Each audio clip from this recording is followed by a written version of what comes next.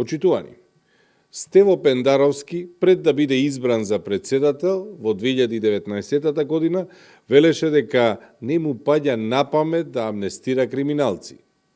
Пендаровски велеше дека нема да амнестира криминалци, бидејќи тоа значи дека тие луѓе го направиле председател или дека им е должен нешто.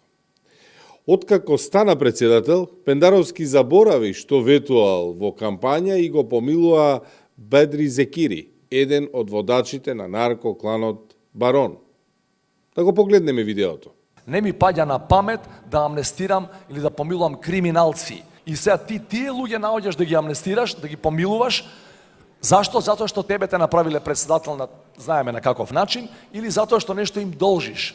Името на другиот водач на Барон, Бедри Зекири, кој порано се презивал Бериша, стана актуелно кога лани се најде на листата на помилувани осуденици од страна на председателот Стево Пендаровски. Пендаровски нема едно ветување кое го одржа. Се што вети Пендаровски погази. Нема една работа која Пендаровски ја ветил, а да ја исполнил. Нема еден став кој го заземал, а да го додржал.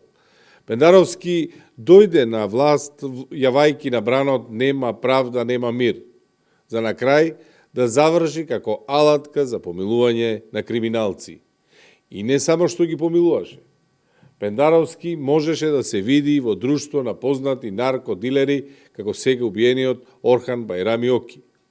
Пендаровски не може да излезе од криминалната матрица на СДС.